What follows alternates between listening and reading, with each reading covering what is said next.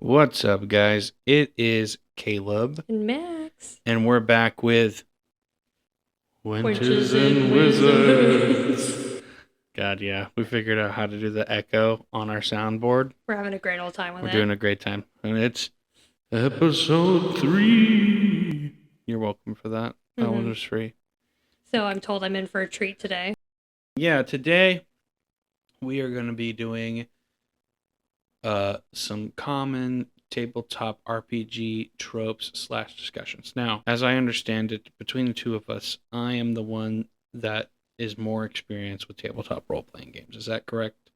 Yeah, my experience is hobby gameplay without the following the rules to the T.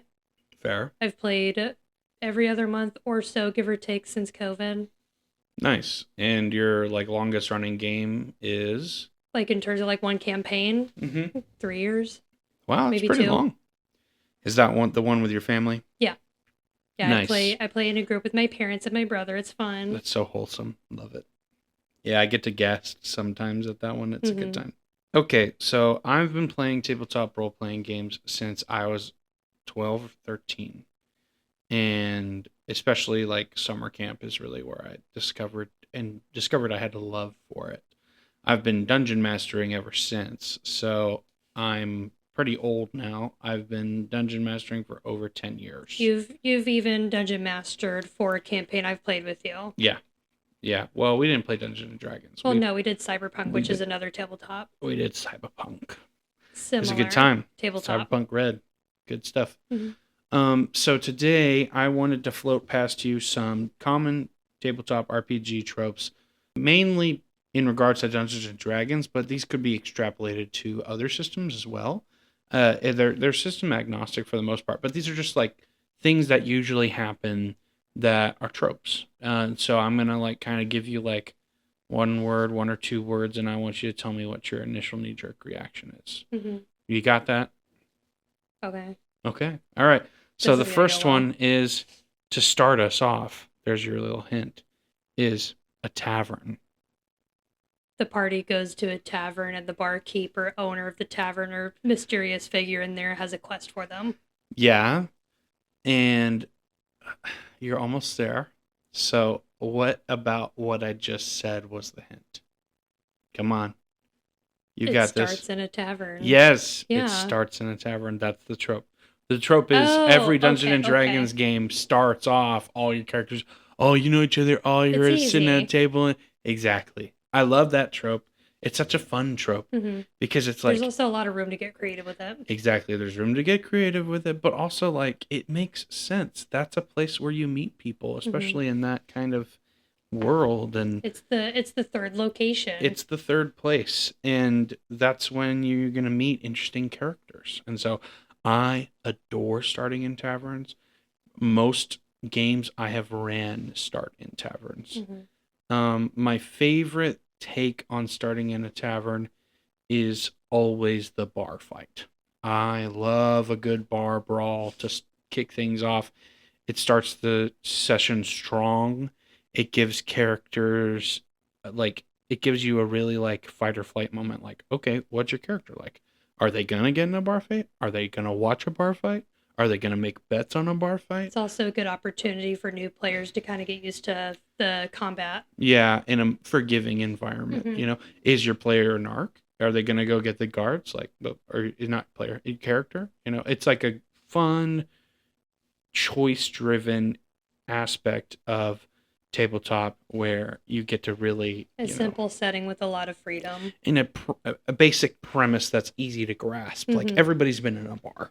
Not everybody understands fantasy stuff like Dungeons and Dragons, orcs, and Mm-hmm. not a lot of people have experience with that. But people have been to a bar, they know what a bar is supposed to be like Even for the like young most kids, part. like my brother's Yeah. very young, and he knows the gist of a bar at a tavern. Or just a restaurant. You can Exactly. extrapolate it from there. It doesn't even have to be a bar per se. It could just be you start at a fancy restaurant, Mm-hmm. like you're playing in a Star Wars campaign, and you start in this high rise building at the top of a Corsica or whatever. Mm-hmm. It's boom, there you go. You know where you are. You have a real world knowledge of what that's supposed to be like. So I love starting in taverns.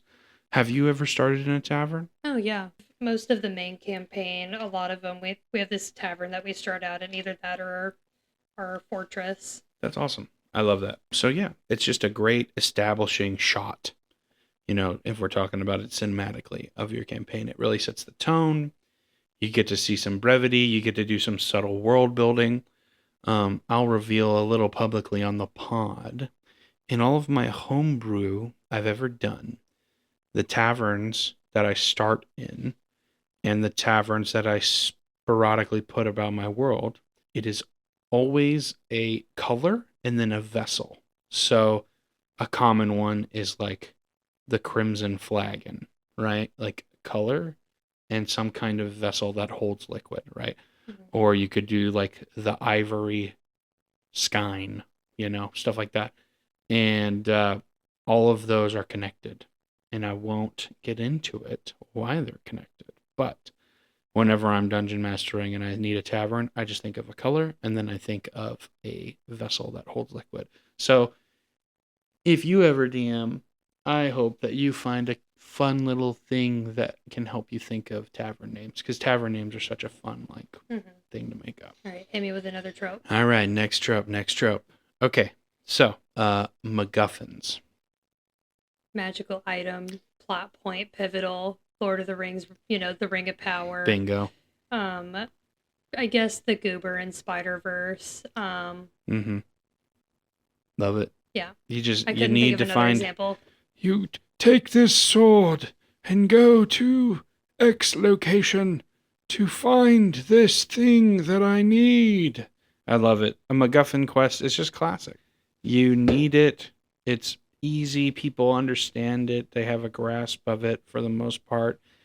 Everybody knows. It's featured enough in media to where people don't need to ask too many questions. It's a common trope that off rip seems overused, but if you're creative about it and you trick your players into doing it, it is really fun to tie like pivotal plot moments to objects, in my opinion. My favorite kind of plot object thingy-majig has got to be a lich's phylactery. Mm-hmm. Are you familiar with what a phylactery is? I don't even know what a lich is. You don't know what a lich is? Is that the thing from if you see Adventure Time? Oh my gosh, I was literally like, if you see the thing from Adventure Time. Okay, so a lich is a magic user who has performed a ancient and forbidden ritual to unnaturally extend their own lifespan. Mm-hmm. They are typically undead in most settings. It's you basically turn yourself into a zombie wizard. Mm-hmm. Like and the guy from Adventure Time. No. Well, sort of, but not really. Well, no. Yes, but no. Yeah, I mean, Adventure Time is just D&D, but a cartoon. But yeah, that's besides the point. Into it, which I know is probably going to get me canceled. I was a little too old for it when it came out. It was cool, but not my favorite. We also didn't have TV right after it came out, so I really didn't watch a lot of it. Mm-hmm. But so Lich is basically an undead, very, very, very powerful wizard. Mm-hmm. But part of the ceremony and why it is so forbidden is you take your soul and you split it into pieces. Like a Horcrux. Yeah, so this is literally, Voldemort is literally a lich. And his Horcruxes are just phylacteries, for better or for worse. But the main difference between Voldemort and most like common liches is there's only one phylactery. Mm-hmm. And you put your soul in a vessel and that's where it stays. And so if you are killed, quote unquote killed, mm-hmm. but your phylactery is untouched, you come back, right? Mm-hmm. So that's how that goes. Okay. Yeah, it's pretty good. And it's a really cool MacGuffin to do, and this is kind of how I'll turn it on people's heads. A MacGuffin the players get early in the game is actually the phylactery. Yeah. Yeah, like the king gives you this, grand wizard staff, blah, blah, blah, and it like is so helpful to you. In my first campaign mm-hmm. during COVID, my character had one of those. It was a set of glaives that were once handled by the warrior that killed the gods. I love that. If I remember correctly. My dad's probably going to call me after this and correct me. That's so funny. But they ended up being phylacteries? Similar, yeah. That's cool. But yeah, I love it because you make the item important that the players care about. Mm-hmm. And then they're like, hey, by the way, eventually, plot twist, Mm-hmm. that your favorite thing that you've been carrying around It all was game, this all along. you must kill it. It's like kind of backwards Frodo. Mm-hmm. Like where Frodo gets the thing at the beginning of the story and he's like, you gotta destroy it. You gotta go take it to this place It to can destroy only it. be you, Frodo. Yes, exactly. And then But now it's like you're tempted by the thing because it's so fun and it's so nice to keep it. Why would I hurt it? As well, there's a lich and that's its phylactery. mm-hmm. It's a good time. It's a great time. MacGuffins are very fun. They're classic. They're a lot of timeless. room for that as well. Yeah, lots of room for it. Creativity. Exactly. I feel like yeah, if you give somebody a ring in a D&D game and you're like, yeah, you got to destroy this. Like, all right, buddy, come on. We got to spruce it up a bit, you know? But MacGuffins in of themselves are not inherently bad, in my opinion. And tropes need more love because people are like, man, it's so cliche. I feel like there's such a negative mindset towards tropes now because everybody's so desperate for something fresh. Yeah. But they're not willing to see what they can do to improve upon or do something fresh with the trope. That's fair. That's fair. I just think that trope can be overused to the point where it's cliche, but that doesn't mean that all tropes are cliche. Yeah. So, we got to show some love to the tropes. That's what we're doing today. Mm-hmm. All right, next fun trope, one of my favorites, has to do with merchants. Come on, I'm not giving you more than that. Yeah, no, I'm thinking on it. I'm putting you on the spot. It just made me think of that fan fiction I read about the merchant Leon Kennedy. But bro, what? No, we're not even getting into that, bro. We're not even getting into that. Oh my gosh. Chat. Lord, I don't know. The merchant is secretly super powerful. Okay, that's a good one. The merchant is secretly some old warrior that defeated a big bad evil guy before, maybe? Yeah. My favorite thing is just like weird merchants who try to cheat the players. Oh, okay. Or weird merchants. I was reading way too much into it. It's all right. Like my classic like weird merchant blueprint is the beginning of Aladdin. The guy with the tent. He's like, come look at my wares. Rest in power to Robin Williams. Dude, yes, rest in power, bro. But like beginning of Aladdin, like snake oil salesman, like, that is really you're stumbling into a town and you're asking people who sells potions. Oh, I sell potions. Yeah. Oh yeah, I got health potions for you right here. It's like genie potions, like some of them have a twist. Yeah, or just like it's not a potion, but none of you are wizards, so you don't know that. It's just like iced tea. Yeah, you're just SOL. I'll charge you five gold. You're like, wow, they're so cheap. They're so good. Blah, blah, blah. And they just like what a generous don't merchant. do any of that. Yeah, it's so funny.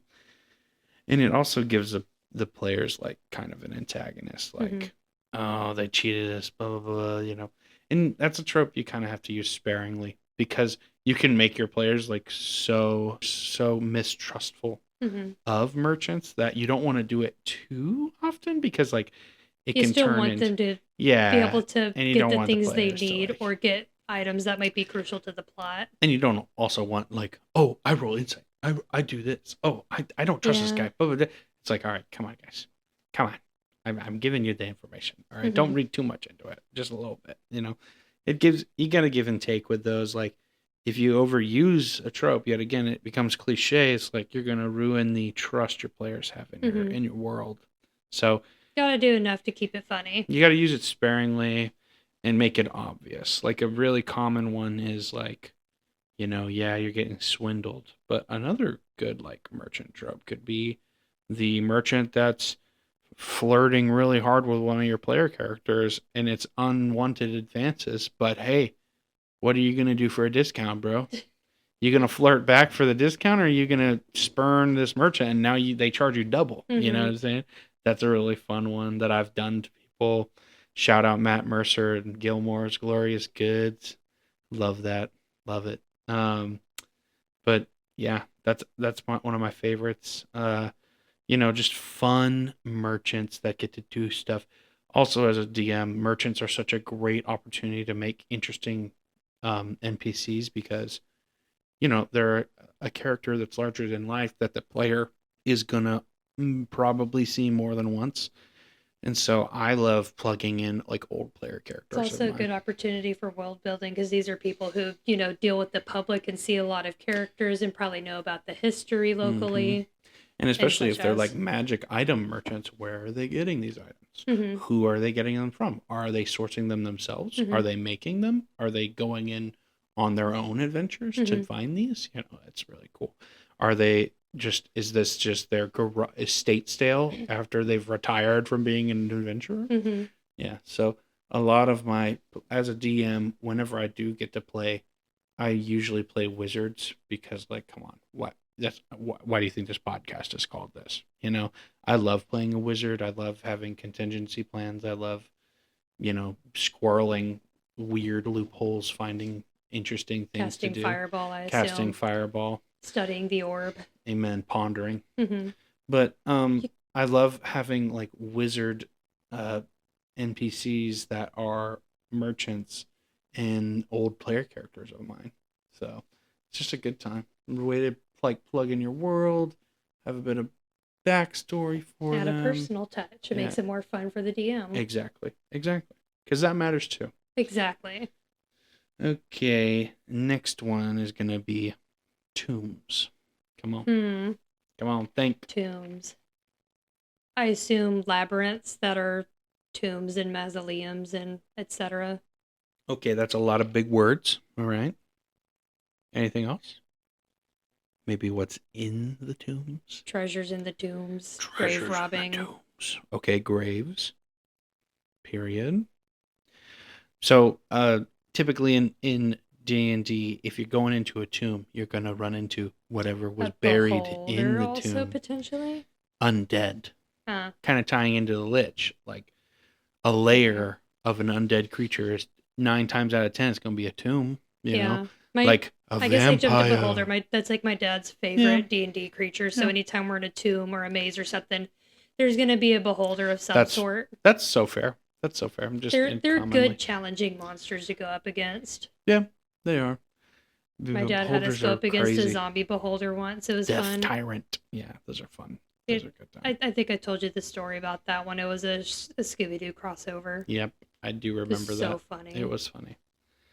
But yeah, so I just love tombs. I love tombs full of zombies and mummies and vampires and And creepy ghosts. ghouls. Yeah, ghouls and all sorts of things, And And then spirits having a ghouls night out. you got to have the classic gelatinous cube in Oh, there, duh. the At janitorial, least once per campaign. the ecosystem of the dungeon. There's got to be some sort of bottom feeder scavenger.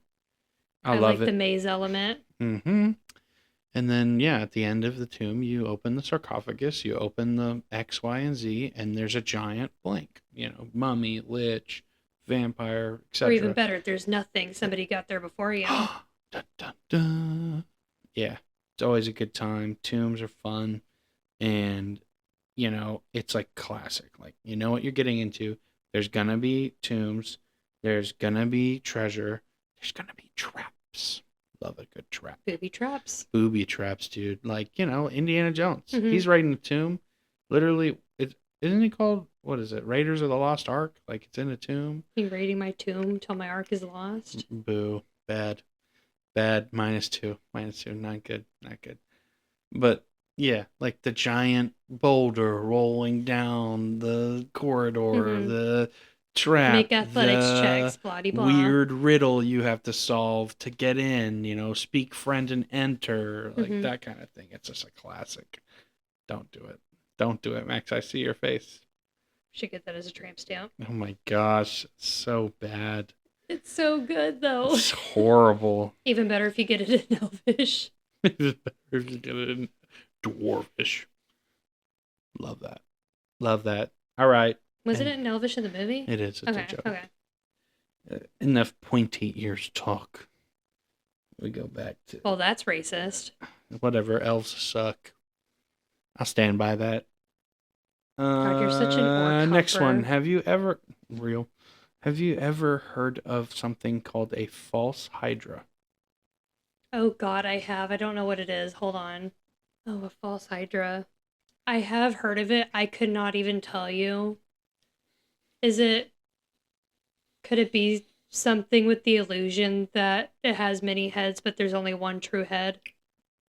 No, not really. No? It Okay. definitely has Th- to do with I'm probably illusions. going to get clowned So, on. nah, that's chill. False Hydra has kind of gained popularity more I've recently than heard of it. things, I just couldn't tell you what it but is. recently I say like within the past 10 years. But in my opinion, same with, Dungeons and Dragons. But false hydras are a kind of monster that don't reveal themselves and are more like puppet masters. And what happens with the false hydra, and it's a really good like plot hook, is whenever a false hydra eats somebody or kills somebody, everyone around them in a certain radius of the false hydra typically forgets that person ever existed. Dang. So it's like you enter a town and your favorite wizard NPC, his shop is gone. No one in town knows who you're talking about. You're like, Zacchaeus?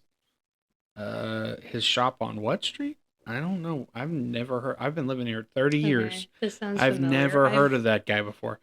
Well, that kind of thing.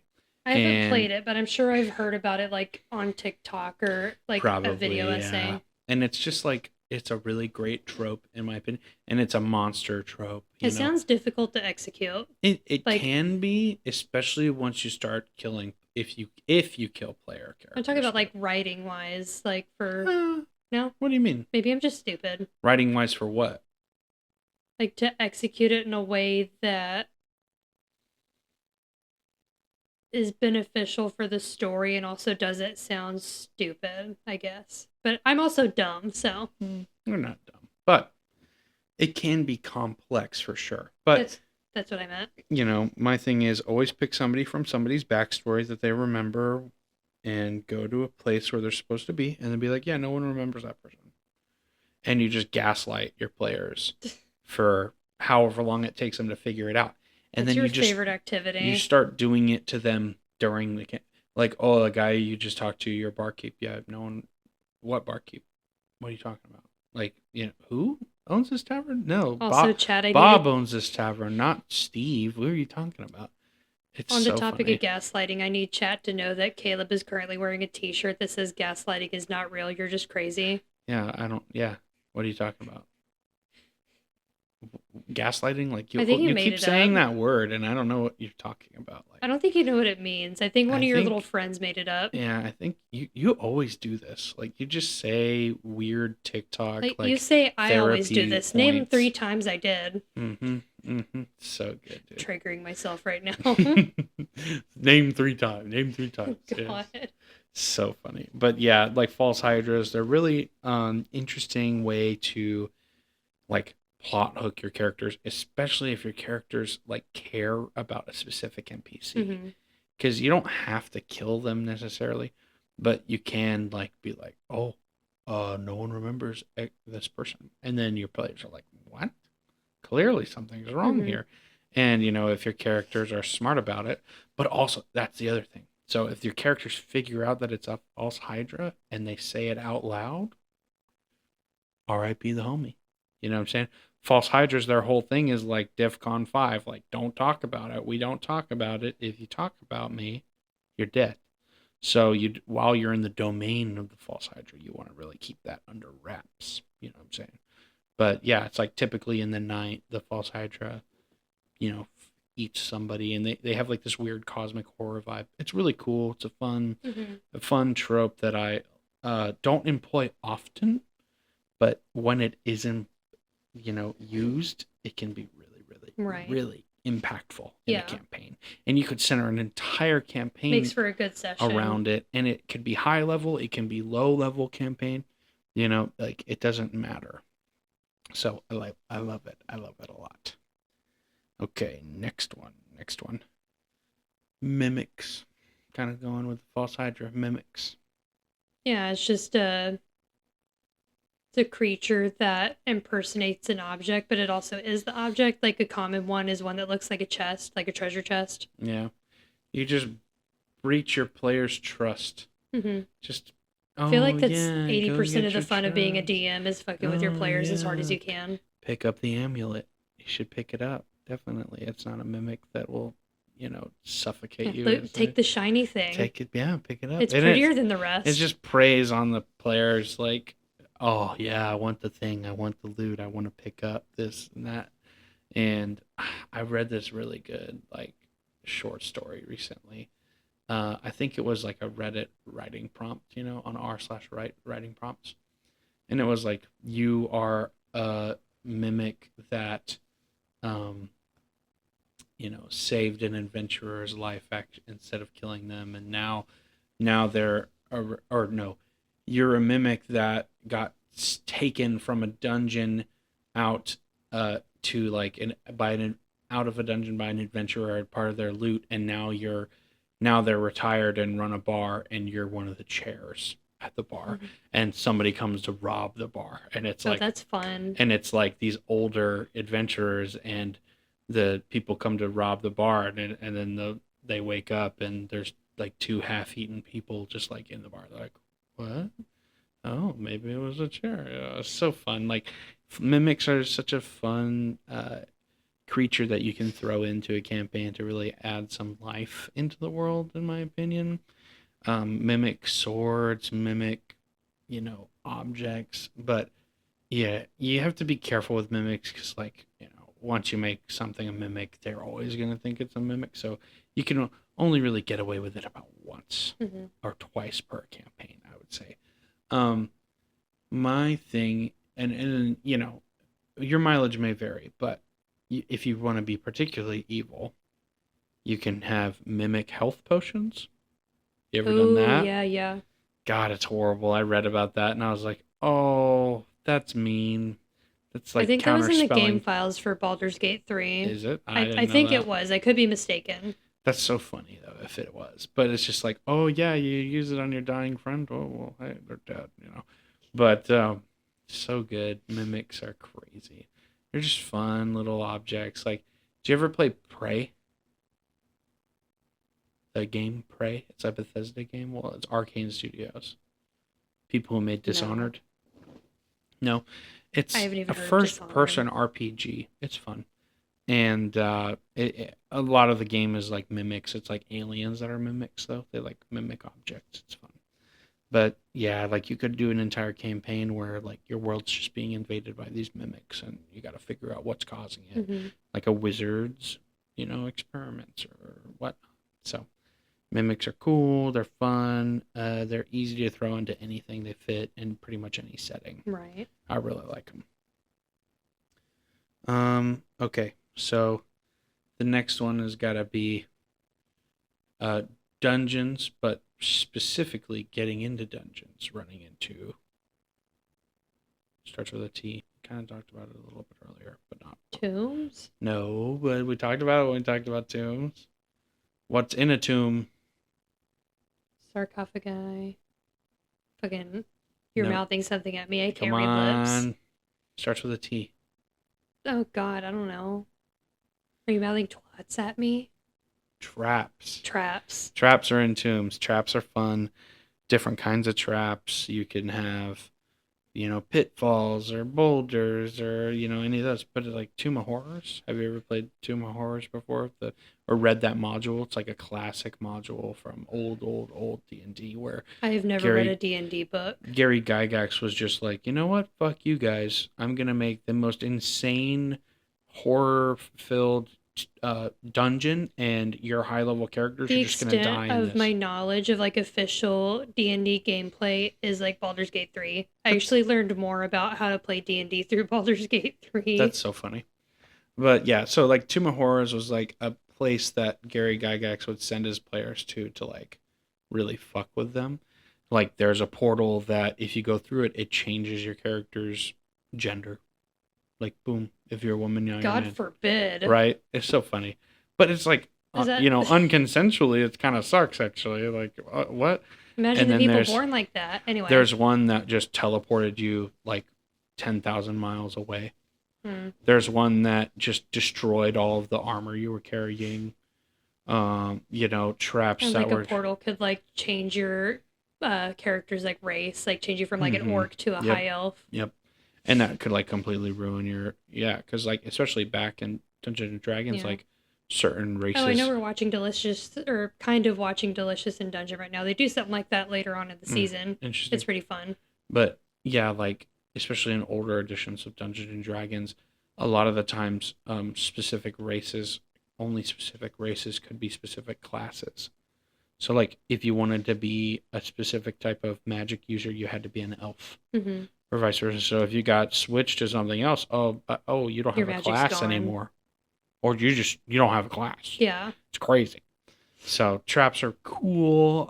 Some of my favorite ways to implement traps are like um, different ones that players don't expect. So like statues that breathe fire. Ooh, what Or about like Weeping Angel style statues? yeah, I would consider those kind of a creature in my opinion, but Yeah.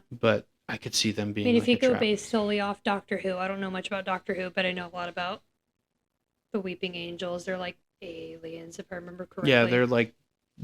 they're like quantum dimensional Mm-hmm. beings that it's like quantum mechanics or whatever. They can't be they only work when they're not being I observed. didn't realize you were such a Doctor Who fanatic. No, the weeping angels are interesting.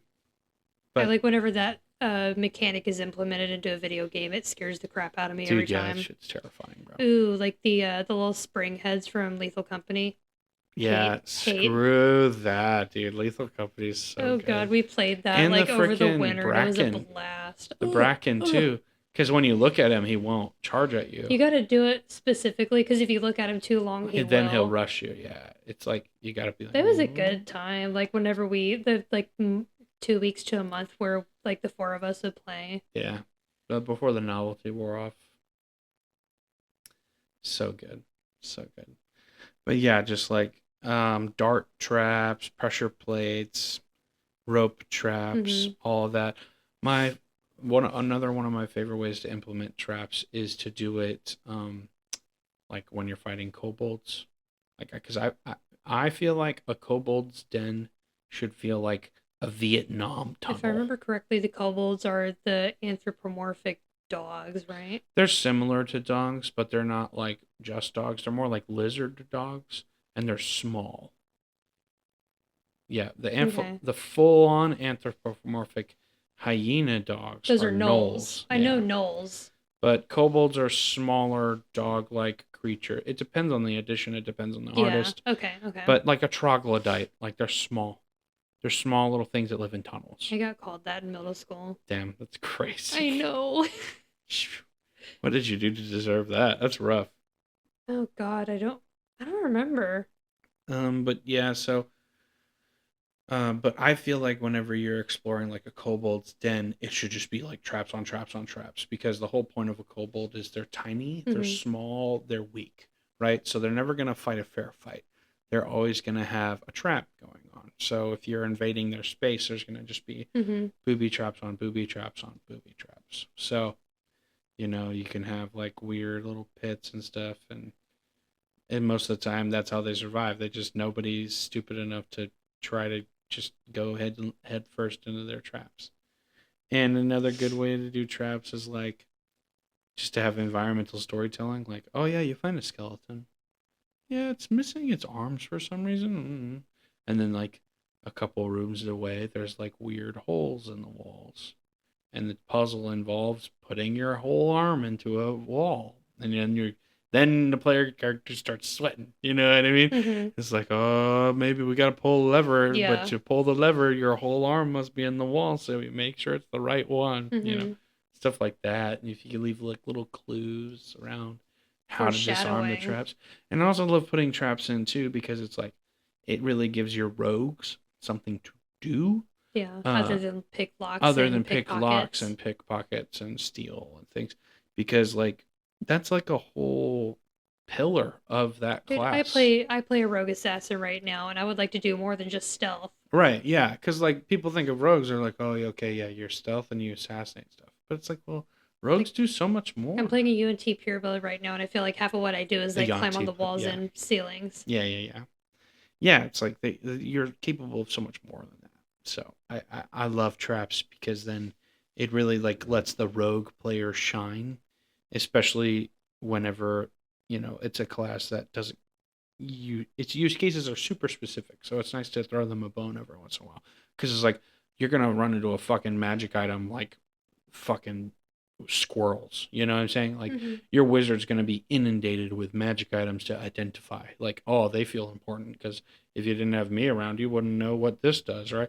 But it's like, all right, well, whenever you run into a chest with a fucking lock on it, oh, and there's a giant trap, like, yeah, the wizard might cast knock, but if you cast knock and set off a crazy arcane trap, like Right. you're up a creek without a paddle. So you gotta have the rogues. You gotta have the rogues. Throw them a bone. It's a good time. Yeah, all right, that's traps. Another one is, and you're probably familiar with this one a little more than most. Romance. Probably self-explanatory. Yeah, You can romance NPCs. Their characters can romance each other. yeah, that's more what I was getting towards. The common trope of the couple at the table, their player characters romancing one Hmm. another. It's kind of weird. Yeah, it's a very divisive thing. Like, Sometimes it's hilarious. are you pro player character romance, or are you con against player character romance? I feel neither here nor there about it. That's fair. But also, I think it helps that I play with my family, so Yeah. people, it hasn't occurred to us to attempt that. Well, duh. But I'm talking about like in a vacuum, I guess. My Um, question. I guess not, so long as they don't like get sappy about it. I'm more pro to it if it's Like fade to black for the style, bit. like get away, like Yeah. yeah, that's fair. That's fair. I'm I'm for it. It just needs to be done well. But I feel like people watch like Travis Willingham and Laura Bailey on Critical Role do player character romance, and they're just like, oh, I want to do that. And it's like, bro, those are two like I professional like the stuff that's actors. for the bit, like Gricko and Yeah, Frosty from Legends of Evantris. yeah. I don't watch that. I need to watch that. But It's a very silly, goofy campaign. yeah, it's like people want to chase that, but then they don't realize like they don't have the chemistry of like two actors that are Hmm. also married who have been like together for so long. Like Yeah. that kind of thing is hard to obtain. So it's kind of a cruel mistress, one could Hmm. say. And player character romance can be done super well, but it can also be done like kind of creepy. Like Hmm. you're kind of holding the table hostage while you canoodle. You know what I'm saying? It's like nobody likes a couple that sits in the corner and just makes out the whole time. Yeah, fucking bang kids. Yeah, exactly. It's like, come on, dude. All right, get a fucking room. Like we Hmm. get it, whatever. But hey, stop hitting on each other over the table. Just like go on a date after the session. Like, come on, dude. You know. So I definitely had to deal with that in college, like running games for people, and they would be act kind of weird. Yeah, no, I've never been in a campaign where that happened because That's good. one with my family and two with the cyberpunk tabletop. Everybody's just a group of bros. Yeah, well, and also in my RPG consent forms, I talk about like romance and remember, you probably don't. No, I do you made think you I fill read out. that? Yeah, you can't read. Why did I think of that? That's horrible. I shouldn't have done that. I should have, made accommodations for you. I'm so sorry. Should have provided pictures and crayons. You're welcome. Well, I provided one of those. So, plenty of pictures. Anyway, Anyway, anyways, for me, when I run my games, whenever I do the consent forms, I put it on there. I'm like, all right, player romance. What do you think? Yes, no, maybe fade to black, explicit, whatever. And I kind of, explicit. dude, some people want it. Some people want that. Some people just want their characters to bang it out during the I session. guess. I don't know. They want to talk about that shit. But that's why I put it on the character consent forms because it's like, you got to know what you're getting into with people and you got to be upfront about that because nobody wants to be in a campaign where like 50 sessions in, like all of a sudden, like two of the characters just start fucking being horny on main, and you're like, yo, time out, dog. Did Mm-hmm. not sign up for this. You don't want to invest so much time into something and then kind of get weirded out by it. Mm-hmm. So I think, yeah, player romance, it's very divisive, but it can be done well, but you just have to be very intentional. Another trope I'm gonna toss to you, Max, is gonna be having to do with NPCs, specifically ones that work with your party. I know it's very vague. I don't know, NPC betrayal. Yeah, there you Oh, go. okay. NPCs I got betrayal. it. Your buddy who's with you the whole time, and it turns out they're the bad guy the whole time. So much Yeah, fun. no, there was a character in our first campaign.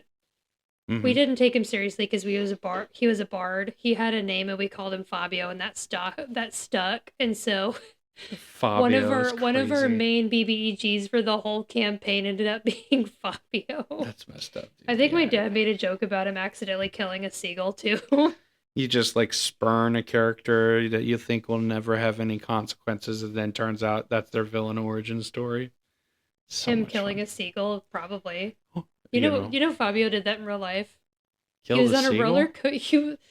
not on purpose. He was on What? a roller coaster, Oh my and his god. face hit a seagull. His face? He killed a seagull with his face? He headbutted a seagull to death? There's no he fucking way. collided with it. Dude, his poor face. That would hurt. That would hurt It's like a so lot. funny though. Hold on. Did they get it on camera? There's pictures. I No don't think they got a way. video, but there's That's pictures. crazy, dude. I'm pulling up the picture for him right now. Chat, go look up Oh my Fabio gosh. Seagull. His face is all bloody. That's horrible. I think it's like part the seagull and part his own. nosebleed. Yeah, I bet. Yeah, you're moving that quick. Something hits He you in looks the like face. he's handling it like a champ. He probably, yeah. I mean, you'd have to. You got to suck it up. Yes. That's yeah. crazy, bro. Jeez. But yeah, backstabbing NPCs, dude. They're so much fun. They're like a way for like shocked Pikachu face. My actions have consequences. It's like, yeah, the guy you left behind, Especially and like whatever is baby gonna. players who've never Mhm. done this before and they're kind of doing the whole I'm gonna do all this stuff. I did a backstabbing NPC specifically in the games that I ran for you, Max. Why don't you elaborate a little more about that? Remember in Cyberpunk Red? I remember it happening. I can't remember who it was. Mouse. Oh yeah, the yeah. Netrunner. I don't think we trusted them from the start though fully. Yeah, mostly. We just needed to get it done, but we didn't trust them. Yeah, that's fair. I mean, it is Cyberpunk. And then you don't like really trust half of anybody. us, all of us except for one character died. God, that was so funny. We were so needlessly close. too. So good. I was like, somebody's I think dying? I think you did it on purpose because you were tired of Ozzy Osbourne being my character. You just rolled bad, bro. That's Mhm. life. Comes down to a dice roll, and it didn't go well for you.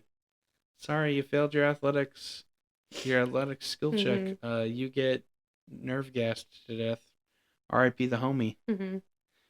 Ozymandias. That was so funny, dude. Good times, good times. Okay, last trope I've got so far. Shopping. Going to the shops. Yeah, what about it? Finding story-focused items, amulets. Okay. Going to a mysterious shop with artifacts. Not what I'm looking for, but... What are you looking for? I'm looking for... It takes forever, and you get a whole session about shopping. Shopping episodes. You ever heard of that before? No. It's like, in the show where they like go, oh, we're gonna go get new stuff. Yeah. And I didn't realize that was a common trope in D&D. It's a common trope in D&D. Everybody calls it the shopping episode, where it's like it's boring because everybody has all this housekeeping stuff to do. Like, oh, I need a new cloak. Okay, I we need did shoes. that in Cyberpunk. Exactly. Okay. A shopping episode. But we would do that after we were done because we had the app. Yeah, exactly. And I would also do it like on off times when we were not doing a session. I thought that stuff was boring, so I never participated. Or when a session fell through and somebody wanted to at least do a little bit of role playing. It's like, all right, we'll do a shopping episode. Because it's like, there's no stakes. Nothing, the plot doesn't get furthered. Can do a little role playing if you want. You do a little role playing if you want, but mainly it's like, all right, I need this, I need that, I need this, and it's just the going through the motions of it. But I feel like ways to make shopping episodes fun is to flip it back on the players. And so, especially in Dungeons and Dragons, I'm more comfortable doing this in D&D than like a place like Cyberpunk with like a really established setting. But like, okay, Max, your player character Gorgoth is an orc barbarian who needs a new battle axe.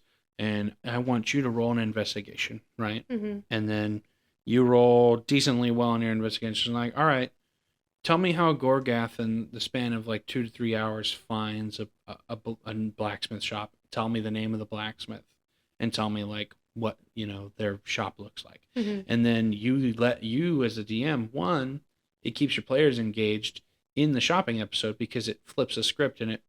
Lets them take the reins for a bit. Exactly, but also takes some of the stress off your back because it's Mm-hmm. like I don't need to do all this world building because I'm tricking my players into doing it for me. Okay. Yeah, it's a fun time. So it's like a good way of keeping the players, and also like a player is going to want to go back to a place that they made up, right? Mm-hmm. Like, oh yeah, I want to go back to, Steve. yeah. I want to go back to Rest in power to Steve. Steve's blacksmith because it's like he really hooked me up on that battle axe, blah blah blah, and then now boom, you have a tie to a place, you have something that a character cares about. Bang, it's that simple. Tabletop role playing games can feel like, and I feel like less serious games suffer from that a lot, where it's Right. like you just don't have any kind of anchor to the setting whatsoever. You're just a person floating from town to town doing task to task, like, oh, okay, this person doesn't like me. Okay, I don't care. Like, that's not my problem. Whatever, Mm-hmm. it's like there's no consequences to anything. And the consequences that there are consequences for, it's like you can just kind of kill your way out of. Right. Versus player agency in a living, breathing world where they get to like own a little bit. Like, I could, it's like, it's a lot. It's driving it like you stole it. Like you're gonna drive a car that you own a lot nicer than you are gonna drive a car that you have no ownership over. Mm-hmm.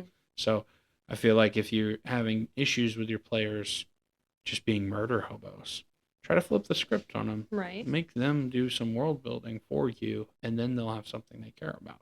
Their characters care about, and the players care about. Mm-hmm.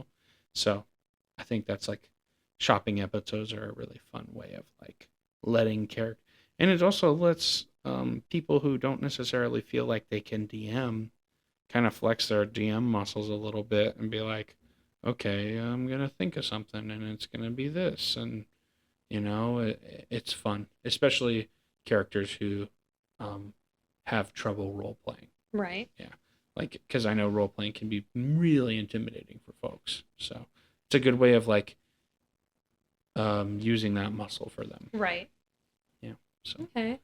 What's a favorite shopping episode memory you have, or are you not a shopping episode person? No.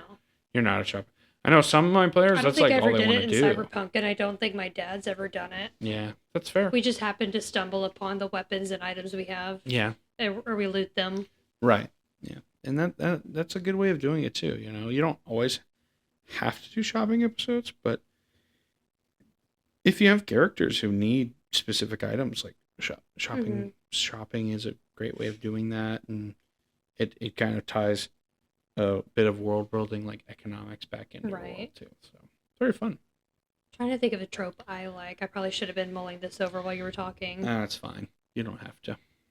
I like when the MacGuffin is corrupting its user or carrier. Yeah, that's a classic. Similar to Lord of the Rings, I guess. Even though Frodo really wasn't corrupted, he was just a whiny bitch. Maybe like cursed items trope. Cursed items, yeah. Yeah, like my brother's items? necromancer's slowly getting more and more corrupted with this not Demonomicon something or the other. Yeah. Yeah, that's a classic. Dude, yeah, your dad made that so overpowered. It's awesome. He just like rips dudes in half. And my brother really likes that a lot of the benefits that he gains from it are based on Makima's powers from Chainsaw Man because she's cool. Yeah, that's fair. What's another trope I like? Sentient items. Like items that talk to you. My bag of holding. Yeah, you're Bob, right? Yeah. Tell us about that. My dad saddled my Yuan-Ti rogue with this bag of holding Actually, no, I think I might have volunteered to take it because it was funny. But we call him Bob. He's sentient. We get him to behave by feeding him corpses that our necromancer isn't using. Jesus. And occasionally, my dad will have me roll passive checks. And if I roll bad or roll certain numbers, Bob will spit something out. We were doing a session based, that's kind of a crossover based on The Last of Us loosely. Right. And we were trying to be stealthy and sneak past these monsters. I rolled bad, and Bob spat out a Tyrannosaurus Rex. Bro. While y'all were trying to, like, stealth? Yes. How and did so that we had to end deal up? with a bunch of, like, 8 monsters and a T-Rex. That's crazy. We ended up fleeing. Yikes. Yeah, just let them duke it out with the T-Rex, I guess. I also like murder mystery tropes. We've done that a few times because yeah, I was there for one of those. With the whenever my mayors and character was the towns. murderer. Yeah, that was fun. My dad did a Scooby-Doo crossover. I referenced this earlier. And that was a bloodbath. The only people who ended up surviving outside of our party were Velma and Scooby. Dang. And R.I.P. My rogue and our monk ended up killing Daphne and Fred. Damn. Because we opened a door to like a cavern or something, and there was a zombie beholder.